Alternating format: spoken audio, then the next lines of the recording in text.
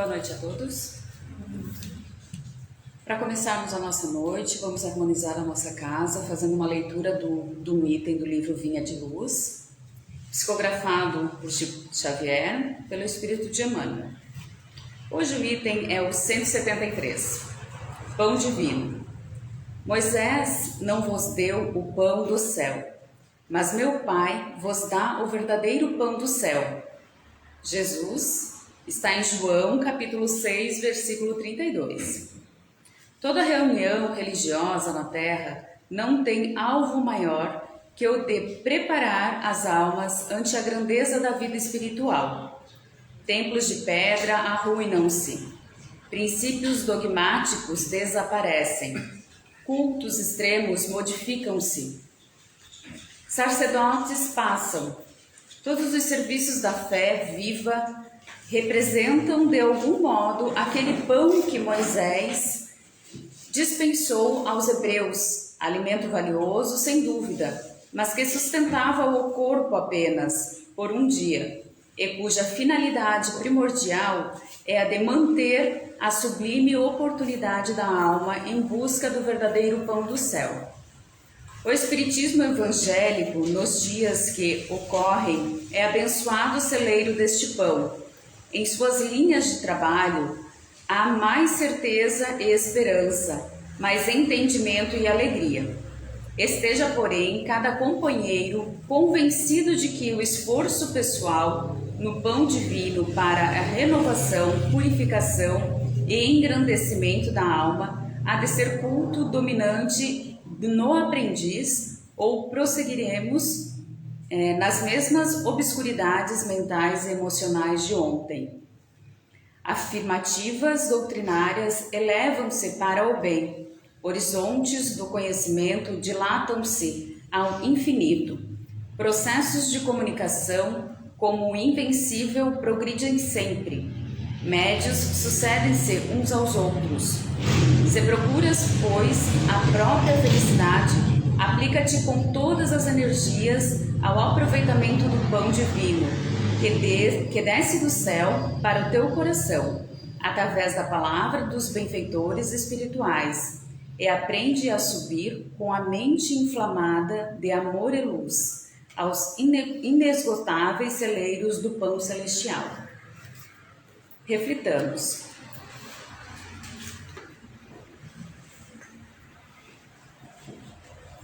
Boa noite a todos, sejam todos bem-vindos a esta Casa Espírita. Então vamos neste momento em que aqui estamos, agradecermos por esta oportunidade, deixando lá fora as nossas preocupações, os nossos medos, as nossas dúvidas e nos concentrarmos neste momento, aqui, agora, para mais esse aprendizado desta noite. Vamos envolver o nosso irmão Felipe nas nossas melhores vibrações para que ele possa nos passar a mensagem de hoje e que essa mensagem possa fazer a diferença na nossa vida, nos dando força, coragem, fé e perseverança. E que a tua luz, Senhor, e o teu infinito amor nos envolva hoje e sempre. Que assim seja e graças a Deus. Então, iniciamos os nossos trabalhos desta noite. Fique à vontade.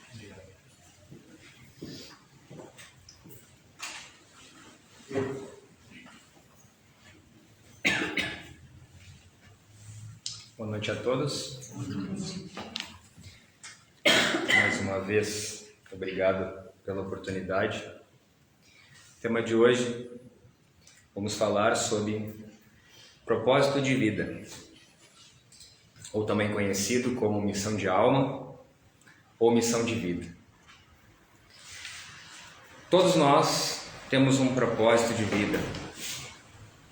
Além do objetivo de estarmos aqui para evoluir, encarnados neste planeta, todos nós temos um propósito. Nenhum de nós veio para cá somente a passeio.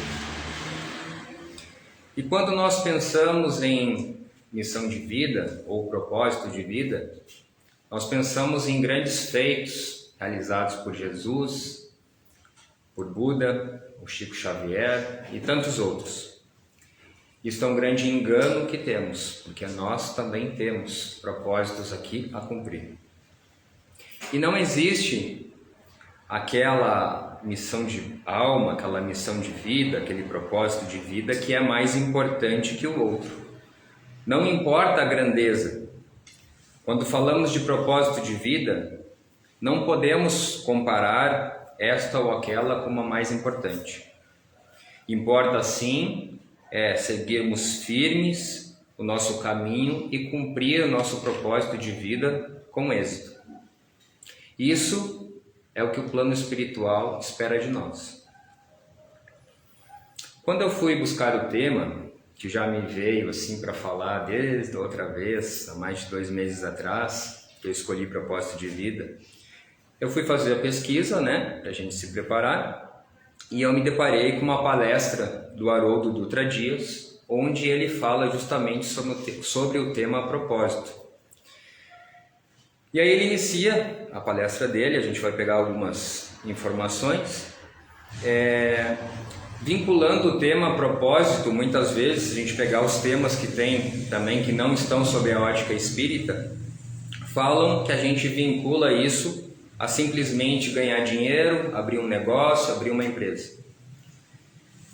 E quem está aqui encarnado e não fez nenhuma dessas duas coisas, que não ganhou dinheiro, não teve oportunidades, não ganhou dinheiro, não montou o seu próprio negócio, a sua empresa, não veio aqui e não fez nada, é outra visão distorcida de propósito de vida. E para a gente definir o propósito de vida, não pode ser resumido apenas numa frase, é isso e pronto. Requer sutileza, requer complexidade, requer dinamismo. Requer sutileza porque eu preciso me conhecer, eu preciso ter a espiritualidade em mim, o autoconhecimento, saber quais são as minhas fraquezas e quais são as minhas grandezas. Complexidade para eu ter clareza, para eu ter discernimento do que eu vim aqui fazer. E dinamismo para colocar tudo isso em prática. Não adianta eu saber o que eu preciso fazer aqui e eu não executar, ou eu desviar e sair para outras atividades. Haroldo Dutra Dias usa como exemplo de propósito uma cadeira que possui 4 pés, que ele chama por 4 vetores. Vetores do propósito de vida. O primeiro vetor é o vetor norte, que diz respeito ao aspecto humano do propósito. As reflexões que eu faço sobre a minha pessoa, a troca de ideias que eu faço entre as pessoas, a minha socialização. Cada um de nós tem um processo de aprendizagem e educação que trazemos de outras vidas, de outras encarnações, e se aliam à encarnação atual, além da nossa cultura, a etnia onde estamos inseridos, o grupo social onde vivemos, e tudo isso vai auxiliar na minha definição de humanidade. Através do pensamento sistêmico, pensamento raciocinado, onde eu penso no todo, eu penso em cuidar dos outros, eu me preocupo com o outro. Um sinônimo de solidariedade. Um exemplo, podemos utilizar como exemplo o lixo que nós descartamos diariamente. Se eu pensar só em mim, eu estou descartando o lixo, não estou pensando nos demais e eu estou prejudicando a natureza. Então, dentro do propósito do aspecto de solidariedade, de se preocupar com o próximo, eu vou pensar e vou fazer a separação do lixo, vou ter todo o cuidado para que os demais também tenham e o todo seja bem aproveitado. O segundo vetor que define propósito de vida, segundo Haroldo Dutra Dias, é o vetor sul, que diz respeito às relações interpessoais que nos constituem. Nenhum de nós vive totalmente isolado. Muitas vezes, talvez precisamos de momentos, estarem isolados, aqui na praia, que temos aqui, ter um momento de reflexão conosco em casa, mas a gente interage diariamente, na nossa sociedade, no nosso trabalho, em todas as nossas atividades. E precisa-se haver um equilíbrio entre eu ter autonomia e dependência. Eu dependo das pessoas para realizar determinadas questões, mas eu também preciso ter independência. E aí, através desse equilíbrio, eu tenho relações interpessoais sólidas, de cooperação de uns com os outros. E outros propósitos dessas pessoas vão se encaixando com o meu e criando um propósito maior. Também é preciso, nas relações interpessoais, o equilíbrio entre doar e receber. Quão desgastante é uma relação, seja lá de qual for a finalidade, em que somente um se doa e não tem nada em troca. É muito desgastante energeticamente. O terceiro vetor, ou o terceiro pé da cadeira, é o que diz respeito ao aspecto pessoal. O propósito de vida está ligado aos nossos potenciais, às nossas qualidades. Quais são? Nós conhecemos os nossos potenciais? Nós conhecemos as nossas fraquezas? A gente faz uma análise sobre isso? A maneira como você enxerga as questões, a vida, vai definir tudo na sua existência. Muitas vezes nós recebemos inúmeros recursos de Deus. Se a gente parar para refletir sobre isso, quantas bênçãos nós recebemos e não valorizamos. Então, muitas vezes, nós não sabemos utilizar os recursos que Deus disponibiliza para nós. E o quarto e último vetor é o vetor relacionado ao aspecto social. O nosso propósito de vida é sempre uma resposta a uma necessidade ou a um problema da comunidade, sociedade, do tempo em que vivemos. Então, nos tempos de hoje, a gente acessa a internet ou numa conversa, num bate-papo, como está vindo o tema espiritualidade? Seja lá qual for a ordem, Kardec, uma conexão espiritual de uma outra crença, como surgem terapeutas, se a gente acessar a internet, pessoas falando de diversas linhas, que chegam a um denominador comum, trazendo as pessoas para repensarem sobre a espiritualidade. Então, em tempos anteriores, talvez não haveria tanto a necessidade de se falar tanto em espiritualidade. Talvez falaríamos mais, os propósitos seriam mais materiais. Não seria adequado como o momento atual. Então a gente pega esses 4 vetores que o Haroldo Dutra Dias define, ajudam a definir propósito de vida, e a gente vê que todos estão interligados, né? A relações, ao autoconhecimento, a como eu me conheço para ter as minhas potencialidades e como eu me relaciono no aspecto social. E o interessante de tudo isso é que ao reencarnar, a programar a nossa encarnação, nós sentamos com os mestres espirituais e decidimos todo o roteiro da nossa encarnação. E tendo como centro principal realizar o nosso propósito de vida. Nós já programamos o nosso propósito antes de reencarnar. Ele não é definido durante a nossa jornada. Nós programamos antes e durante o nosso processo, dependendo da nossa vontade, nós temos ele conosco para poder se realizar. O objetivo principal de estar aqui, como eu falei, além da evolução, é cumprir fielmente o nosso propósito de vida. E o plano espiritual conta conosco para isso. Por isso também tem o nome de missão de alma. Nós somos uma peça da engrenagem do todo. Imaginem uma engrenagem funcionando e nós somos uma pecinha dessa engrenagem. Se essa pecinha dá problema, não cumpre a sua função, o todo é prejudicado. É mais ou menos assim. Mas nós não somos seres perfeitos. Nós falhamos E em muitas e muitas encarnações nós já falhamos, nos desviamos do nosso propósito, não cumprimos. Várias e várias encarnações nós repetimos isto. E aí o plano espiritual precisa programar um outro espírito para vir, preparar uma outra encarnação para substituir aquilo que nós deixamos de fazer. Correndo o risco desse novo espírito que vem para cumprir a nossa missão, que nós não cumprimos, também se desviar do caminho e assim sucessivamente buscar um novo espírito para a realização do propósito.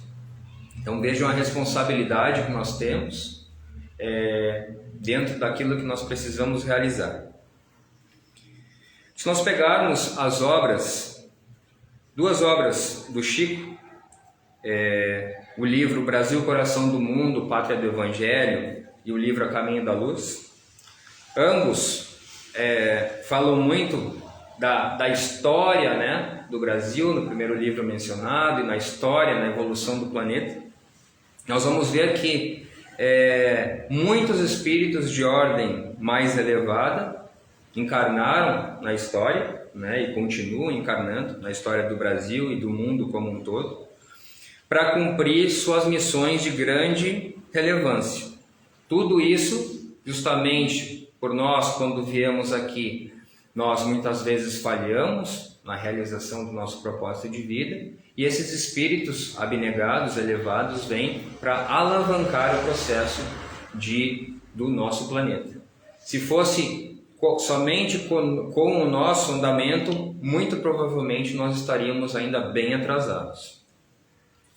E quando a gente fala desses espíritos missionários, associamos a grandes feitos, a grandes mudanças, grandes obras, uma super missão para se realizar no planeta.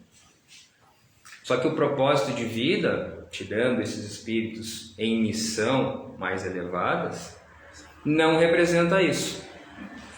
O nosso propósito de vida representa, por exemplo, uma dona de casa que coloca todo o seu amor no cuidado e dedicação com a sua família, que auxilia na criação de um espírito que talvez se não tivesse todo o suporte, toda a orientação, um espírito mais rebelde poderia se desviar do caminho e também não cumprir o seu propósito. Naquele pai ou mãe que traz todo o suporte financeiro, educacional, afetivo na formação de um jovem, que talvez tendo todo esse suporte ele vai conseguir se desenvolver intelectualmente e trazer grandes benefícios para uma sociedade, para o seu desenvolvimento, como uma pesquisa científica, uma grande descoberta ou a cura de uma doença. O propósito representa também aquele empresário que começa com seu pequeno negócio, seu pequeno empreendimento, vai aprendendo a dar valor no seu crescimento da sua empresa, dar valor ao trabalho, e assim vai empregando inúmeras pessoas e gerando o sustento de muitas famílias. Ou aquele líder espiritual ou terapeuta que vai contribuir para o desenvolvimento espiritual, psicológico de uma comunidade. Aquele técnico de enfermagem, aquele cuidador num lar de idosos que com pouquíssimos recursos desempenha todo o seu amor no cuidado aos idosos, aos pacientes. Ou aquele professor, aquela professora que trabalha dia após dia numa distante, remota escola de difícil acesso, com pouquíssimos recursos, recebendo um pequeno salário, passando inúmeras dificuldades, mas está lá todos os dias, lecionando com total amor e dedicação. Só alguns exemplos do que a gente pode definir como propósito de vida. A gente poderia ficar falando horas e horas. Entende-se a responsabilidade de tudo isso?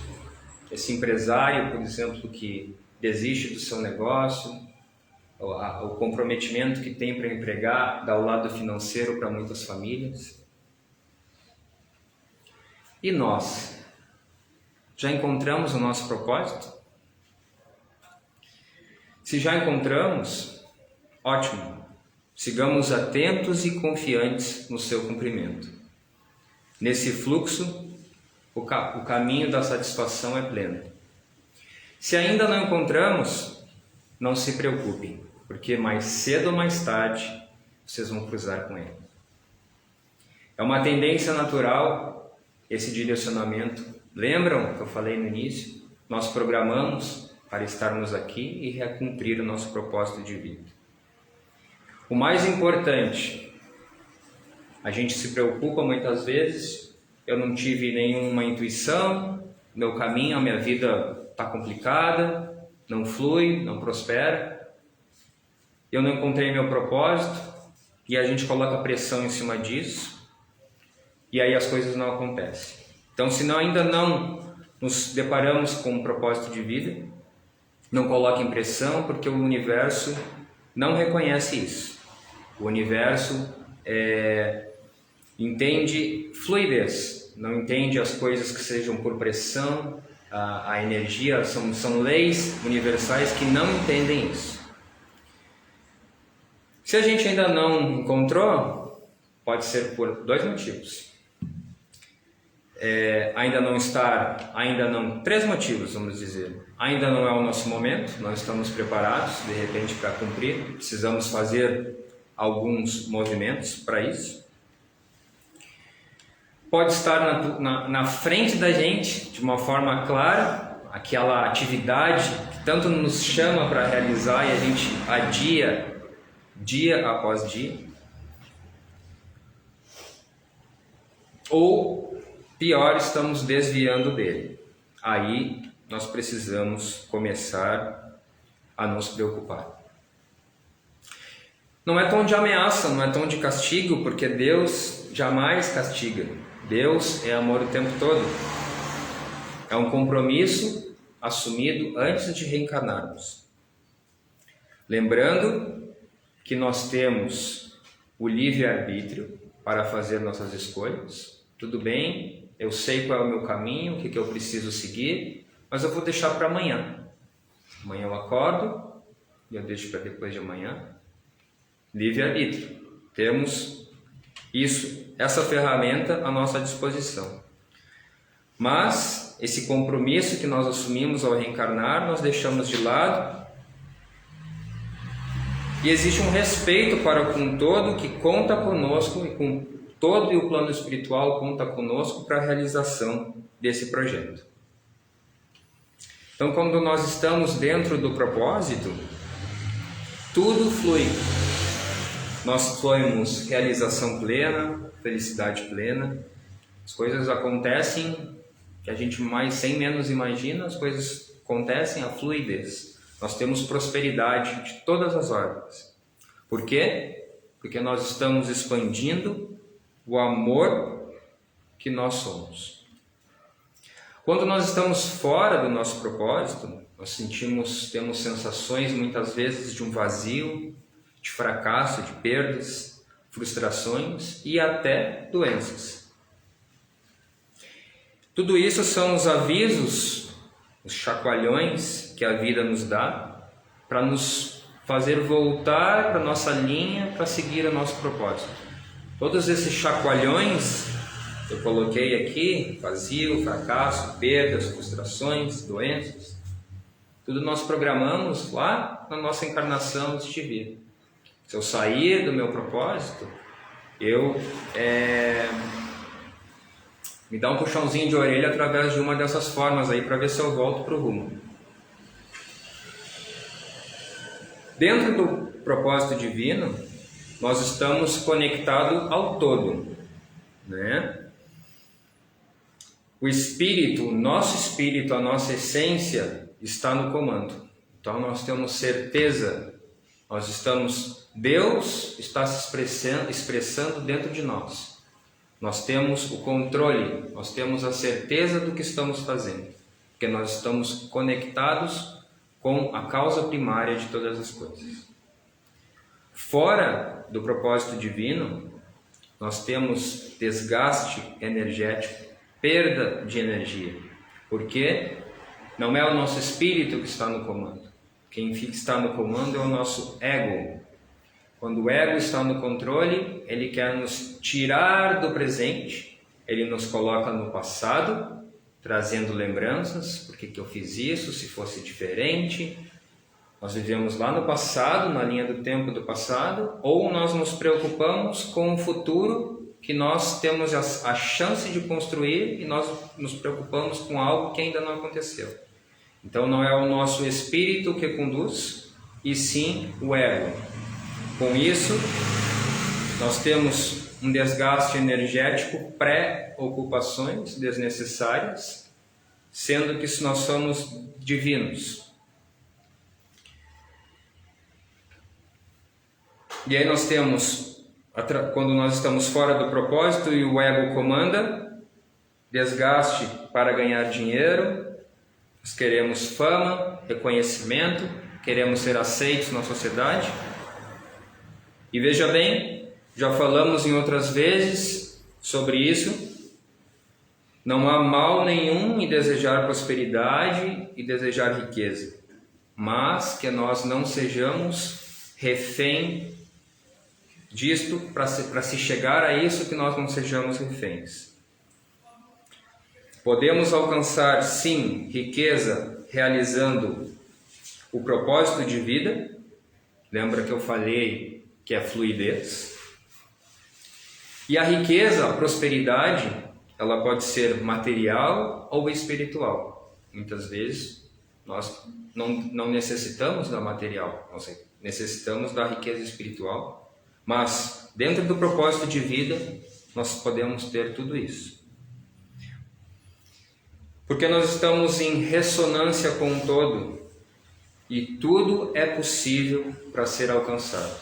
Nós já falamos em outras oportunidades também sobre a lei de retorno, a lei de atração. Quando nós estamos no caminho, nós estamos em ressonância com todas essas realizações. Eu vou citar 2 exemplos exemplos do propósito de vida. Existem famílias que têm tradição, né? O avô já teve uma profissão, o pai já teve uma profissão, e aí o neto, o filho, advogados, engenheiros, médicos. Aí o filho já está inserido nesse meio, porque o avô e o pai já seguiram essa carreira, né? Já tem toda a estrutura financeira pronta, enfim, por comodidade. Ele segue também, pelo interesse da facilidade financeira, de já ter tudo isso previamente percorrido pelos familiares. Ele pode até se realizar financeiramente, né? Porém, muitas vezes falta algo, tem um vazio que não sabe explicar. Ou um outro exemplo, um empresário monta sua empresa, seu pequeno negócio, e lá no fundo, no inconsciente dele, ele tem um sonho, ele tem um chamamento para realizar também um projeto social. E ele começa a prosperar na sua empresa, no seu negócio. Parte do dinheiro que sobra desse negócio poderia ser direcionado nesse projeto social e assim contribuir e ajudar muitas famílias. Vem isso em intuição, vem em sonho, e não se realiza o projeto. Ou seja, esse dinheiro que viria ajudaria materialmente, daria o sustento material, mas a sua grande finalidade seria auxiliar nesse projeto social dentro daquela engrenagem para fazer o todo funcionar. E aí não se realiza. Vai ser castigado? Aí vai do entendimento. Pode vir uma perda financeira, uma falência, ter uma doença inexplicável, porque se desviou do seu propósito. E através dessas questões negativas, é um momento de pausa para pensar, para refletir o que está de errado e para procurar auxílio. Procurando auxílio, pode ter as orientações, pode ter a clareza de se está me faltando realizar esse projeto que eu deixei de lado. Mas as perdas, tudo que nós passamos, doenças, não necessariamente são as advertências, os puxões de orelha por não estarmos realizando o nosso propósito. Também podem ser programações que nós incluímos na nossa encarnação como forma de evolução e aprendizado. Então o propósito está ligado a tudo aquilo que você tem para florescer. Nasce das habilidades. Foi um dos vetores lá definidos pelo Haroldo Dutra Dias que nós falamos. Aquilo que te faz feliz, ou que você gosta muito de fazer. Não significa que agora você encontrou o seu propósito, está numa outra atividade profissional, você vai jogar tudo para cima e vai lá dedicar ao seu propósito, que talvez não lhe traga o sustento material que precisa. Não é isso. Mesmo fazendo uma pequena atividade do dia, reservando algumas horas para a realização do propósito, você automaticamente vai constituindo isso, vai aumentando, e daqui a pouco você vai conseguir estruturar e conciliar as duas atividades. Nós já tivemos muitas encarnações, talvez ainda tenhamos várias outras, e em cada encarnação foi possível a gente experienciar as diversas formas, como homem, como mulher, como rico, pobre, empresário, camponês, religioso, com saúde física, com limitações físicas. Tudo isso são programações que nós temos para experienciar as diferentes formas através da encarnação. E em cada vivência que nós viemos aqui, nós tivemos propósitos diferentes, não necessariamente foi sempre o mesmo.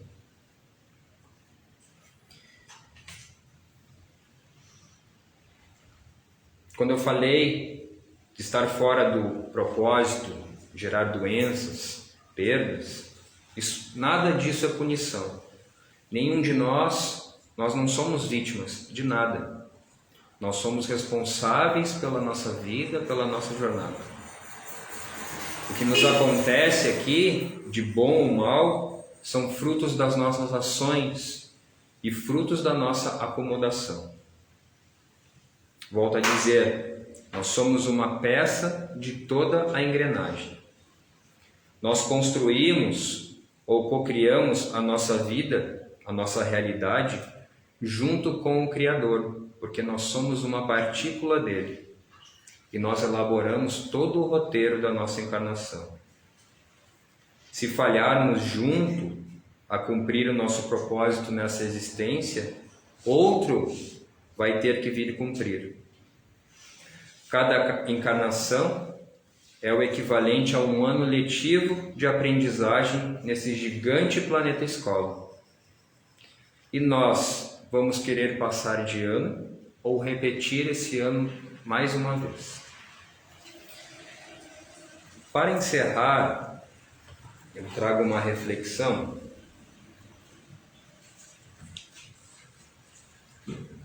Não sei se já conhecem a história do monge e o crucifixo. Numa silenciosa e tranquila capela, um monge chamado Serafim pedia ao Senhor com insistência para tomar o lugar dele na cruz, pois queria imitar tudo o Mestre. Jesus então aceitou, mas colocou uma condição: que você fique calado.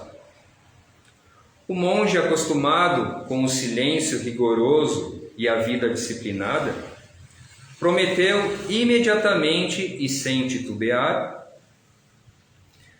Então lá estava Serafim sobre a cruz.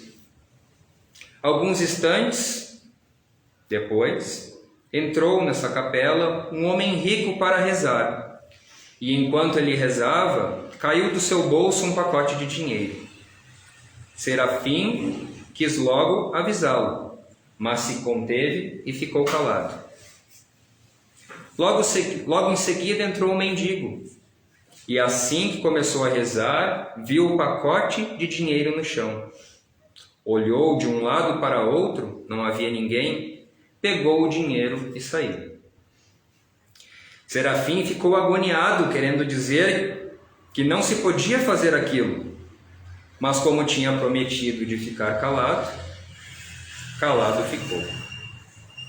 Depois entrou um rapaz e começou a pedir ao crucificado ajuda e proteção, pois iria embarcar para uma longa e perigosa viagem no mar. Naquele momento retornou o homem rico que havia perdido o dinheiro, retornou com a polícia, dizendo que havia esquecido o dinheiro na capela. A única pessoa que estava ali era o rapaz, então os guardas o prenderam. Daí Serafim não aguentou mais ficar calado e do alto da cruz bradou: ele é inocente. Todos ficaram confusos, sem saber de onde vinha aquela voz, mas agora cheios de dúvidas, fizeram várias indagações e decidiram soltar o rapaz. O rapaz pôde então embarcar para a sua viagem. Prenderam o mendigo, que de fato estava com dinheiro, o qual foi devolvido ao verdadeiro dono, o homem rico. No final da tarde, Jesus apareceu com um rosto triste e repreendeu severamente o monge Serafim. Assim não dá.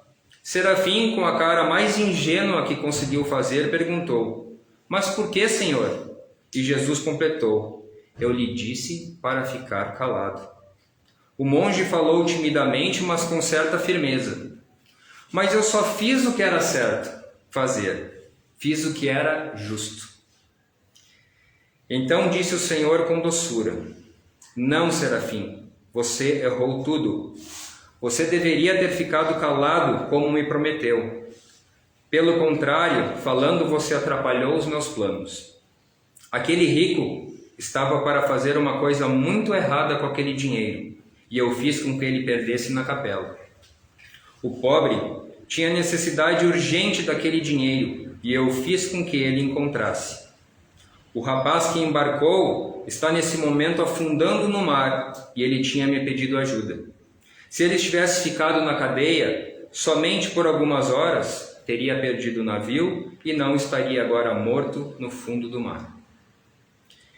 Serafim, aprenda a lição. A minha providência conduz todas as coisas melhor do que você mesmo, quando aparentemente parecem estar erradas.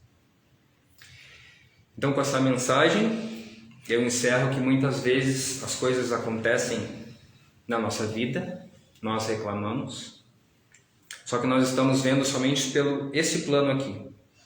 Deus, Jesus, ele vê sobre o plano do alto, né?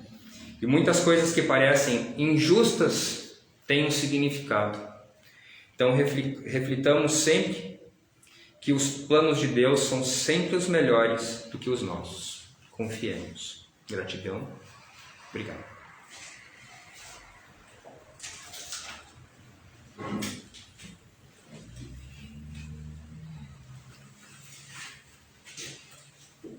Então, agradecendo ao nosso irmão pela mensagem de hoje, que possamos colocá-la em prática na nossa vida, no nosso dia a dia, para que possamos fazer o nosso melhor. Então vamos novamente elevar os nossos pensamentos, agradecendo por tudo que aqui recebemos, para que possamos, Senhor, ter sempre a Tua luz e o Teu infinito amor a nos orientar e proteger. E assim, nós encerramos a primeira parte dos trabalhos nesta noite. Que assim seja e graças a Deus.